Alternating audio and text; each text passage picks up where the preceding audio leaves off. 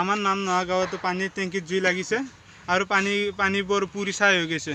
ইয়াৰ কাৰণে আমি জানিব পাৰিছোঁ যে পানীৰ টেংকিত জুই লগাৰ কাৰণে মন্ত্ৰী ডাঙৰীয়া আহি আছে। এয়া আমাৰ ফক্স নিউজত মন্ত্ৰী ডাঙৰীয়া আহি পাইছে, আলী আহমেদ খান বাহাদুৰ থাপ্পা সিং। ছাৰ, আপোনাৰ আহাত কিয় দেৰি হ'ল? মোৰ আহাত দেৰি হ'ল মানে এইখন দিল্লীত ডাঙৰ মিটিং কৰিছিলোঁ, তাত মই ঘটনাটো শুনিছিলোঁ। ঘটনাটো শুনিয়ে মই কলকাতা অহাৰ কাৰণে হেলিকপ্টাৰৰ পৰা নামি মই ৰুলাৰত তাড়াতাড়ি আহিছোঁ। আহি পেলাই মোৰ এনেকুৱা অৱস্থা হৈছে, মই চিন্তাত ওলা দিনটো ভাত খাব পৰা নাই, মাত্ৰ 1.5 কিলো আটা ৰুটি মুখত দিছোঁ। আৰু ৰাতিপুৱাও মোৰ সেই একে অৱস্থা, মাত্ৰ 2.5 কিলো চাউলৰ খিচাৰি মই চাকি চাইছোঁ। ছাৰ, মই ৰাইজৰ মাজত শুনাব বিচাৰিছোঁ যে পানীৰ টেংকিত জুই লগা ঘটনাটো নিশ্চয় দেখিছে। এই ঘটনাটোৰ ওপৰত কি ক'ব আপুনি?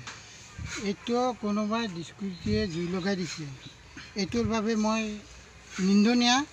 গতিকে এই কামটো কৰিম, কাৰণ আমাৰ চৰকাৰৰ বল আছে। আমাৰ চৰকাৰে আজিলৈকে কত পুজনে চৰাইছে আৰু কত বেমাৰী মানুহৰ কাপোৰ চিছে, আৰু এই সৰু সাধাৰণ কাম এটা আমি কৰিব নোৱাৰিমনে? এইটোতো আমি গৃহীত ব্যৱস্থা ল'ম। ছাৰ, এই পানীৰ টেংকিত জুই লগাত বহুতো মানুহ আঘাত আৰু নিহত হৈছে, তেওঁলোকৰ বাবে কি কৰিব?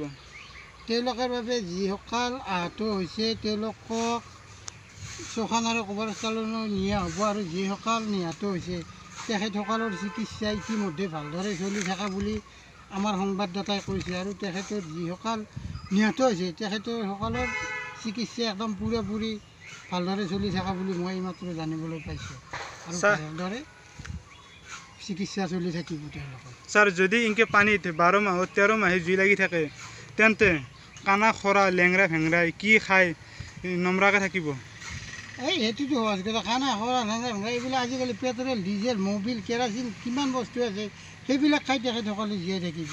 আৰু আমাৰ চৰকাৰে এটা পদক্ষেপ লৈছোঁ, খানা খোৱাৰ নামত যিসকল খানা আছে সেইবিলাকৰ আৰু এটা চকু আমি উলিয়াই দিয়া হ'ব, কাৰণ অন্ধ হ'লে সেইবিলাকে আজাদিত খাব, সেইবিলাকে যাব নালাগে, বহি বহি খানা খাই থাকিব পাৰিব। আৰু যিসকলৰ এখন ভৰি খৰা আমি সেইখনো খৰা কৰি দিম, কাৰণ তেখেতসকলৰ এখন দি যাওঁত বিৰাট কষ্ট হয়, মই নিজে দেখিছোঁ।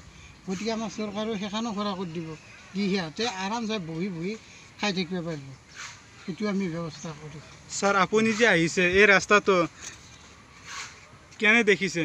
এই ৰাস্তাটো এবাৰ কোনোমতে শিলবালা পেলাইছিল, কিন্তু ৰাস্তাটো এতিয়ালৈকে হোৱা নাই। এই ৰাস্তাটোত মই নিজে জানো, মই চেংচন কৰিছোঁ মাত্ৰ 3 লাখ, এইটো 3 লাখ টকা আছে, তাৰে মই মাত্ৰ 2,80,000 মই পকেটত ৰাখিছোঁ, বাদ বাকী যিমান আছে চব কাম কৰিব দিছোঁ। এতিয়া ৰাস্তাটো বোলে বেয়া হৈছে, মোৰ তাত কমপ্লেইন দিছে যে ৰাস্তাটো বেয়া আছে, কুকুৰে পেচাব কৰিলে বুন দেখা পায়, চৰাই খচেলি শিলবিলাক উঠায়, সেইটো মই কি কৰি দিম? মইতো পইচা গোটাই মুকলি কৰিছোঁ, 3 লাখৰ মই 2,80,000 টকাৰ মই কাম 2,80,000 টকা মাত্ৰ মই ৰাখিছোঁ, বাদ বাকী চব কাম কৰিব দিছোঁ। গতিকে এইটো ৰাইজে ধৰিব লাগিব, এইটো মোৰ ক্ষেত্ৰত নহয়। ইয়াৰ কাৰণে বহুত বহুত ধন্যবাদ। পিছলৈ যাতে আপোনালোকৰ ওচৰত আৰু আকৌ আহিব পাৰোঁ। Thank you. পানী লাগে ধুইয়া।